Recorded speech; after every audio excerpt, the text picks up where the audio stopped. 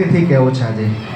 તમે મન મૂકીને વરસ્યા, ઝાપટું અમને નહીં ફાવે, અમે હેલીના માણસ, માવઠું અમને નહીં ફાવે. અમારા ગામનું એક ગીતની 2 પંક્તિઓથી આભાર માનવો છે. હે મારું એ સપનું છે આપણું, અને આજે આપણા નેતાઓ છે, અહીંયા અધિકારીઓ છે, એટલા માટે. હે મારું ગામ છે રૂપાળું રે, બાવળિયા મને ગમતા નથી. મારું ગામ છે રૂપાળું રે, બાવળિયા મને ગમતા નથી. અમે અશ્વિનભાઈ બંને અને મિત્રોએ ભેગા થઈને ગીત બનાવ્યું છે કે અમારા ગામને એવું બનાવવું છે કે આ બાવળ મુક્ત કરવું છે, હરિયાળું મસ્ત જંગલ કરવું છે, અને ભવિષ્યમાં અહીંની ભણેલી દીકરીની જાન આવે એનો ઉતારવા શાળામાં લાવવું છે. એવા સપના સાથે હું તમારો આભાર માનું છું.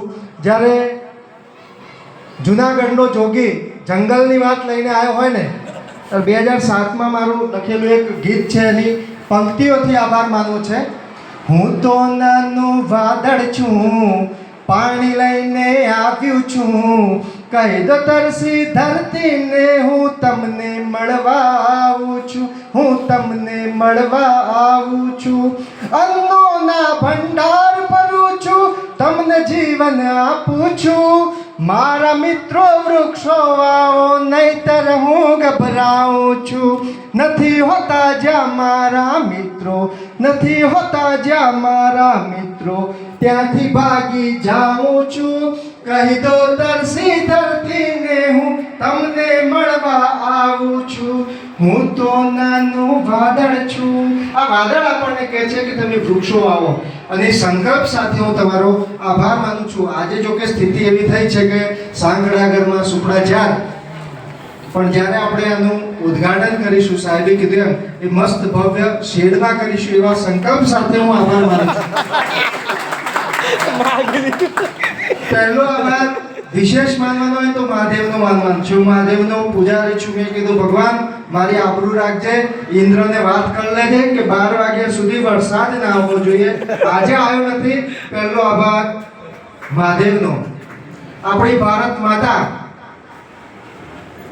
અને એના નામ પરથી આપણા આજના મુખ્ય અતિથિ છે ભારતીબેન, એમનો આભાર માનું. અહીંયા જે આપણા મહેમાનો છે એમના નામમાં જે અર્થો છે ને એ તમને કહું છું. જે ભગવાન રામ, એમને જન્મ આવ્યો તો એવા દશરથ આપણી જોડે આગળ છે. બધાને જોડી જોડીને સફળતાની લીટી બનાવે ને એને કહેવાય રેખા. એવા રેખાઓ અહીંયા હાજર છે. 24 કેરેટ, અને જેની કિંમત હંમેશા વધતી જાય શું હોય? સોનું. અને સોનાનો બીજો નામ એટલે કનક. આજે અહીંયા 24 કેરેટનું સોનું છે, જેની કિંમત ના થઈ શકે એવા અતુલ. અતુલભાઈ પણ હાજર છે. આપણે બીમાર થઈએ ને એટલે ડોક્ટર જોડે જઈએ, ડોક્ટર કે ચિંતા ના કરો, તમને હારવા નહીં દઉં, હું અજીત છું. એવા health officer Ajitbhai, health supervisor, પણ ક્ષેત્ર તો એ જ છે. અને જેના તડકાથી, અજવાળાથી આખી દુનિયાને જે જીવાડે છે એટલે સૂર્ય. અને સૂર્યના નામે આખા તાલુકાનું કામ કરે છે આદિત્ય મોદી. એવા આદિત્ય સાહેબ છે કે દેવોમાં મહાન છે, ઇન્દ્ર એ રાજા છે, અને એમાં મહાન છે એવા મહેન્દ્ર, જેમને આપણે સાંભળ્યા છે એ પણ છે. અહીંયા નામ કહું ને તો વર્ષોના વર્ષો લાગે, અહીં દિવાલ ચડું તો વર્ષોના વર્ષો લાગે. બીજા નામ હું કહેતો નથી, પણ અહીં બધી યાદી બનાવી છે. પણ સૌથી અઘરું કામ છે શ્રોતાનું, એટલે એ કામ વધુ અઘરું નથી બનાવતો હું. અને ઘણી વખત એવું બને કે પછી છેલ્લા વક્તા બોલતા હતા ને એક જ જણ હાજર હતો ને તાળી પાડતો હતો કે તમારો ખૂબ ખૂબ આભાર, તમે ખૂબ સારા શ્રોતા છો. એના એવું નથી હું મંડપ પાડું છું, તમારી બનાવું છું, એવું ના બને. અને તમારા ચહેરા પર સ્માઈલ છે એ કાયમ રહે. આપણે બધા સંકલ્પ કરીએ છીએ કે આપણું એટલું કામ સરસ કરીશું. આજે મારી એક દીકરી સરકારી નોકરીમાં લાગી છે. આવતા વર્ષોમાં એ આંકડો 2માં આવશે, અને ભવિષ્યમાં આંકડો 3માં પહોંચશે એવી ગેરંટી છે. અને આજનો આ કાર્યક્રમ સફળ થયો ને એની પાછળ છે ગ્રામજનો. જો આજે તમે બધા ના હોત તો આ બધા કોને વાત કરત? એટલે તમારો આભાર છે. બીજું, આ શાળા આટલી સરસ દેખાય છે, હું અહીં બોલું છું, દેખાઉં છું, પણ એની પાછળ જે મહેનત છે ને એ મારા શિક્ષક મિત્રોની છે.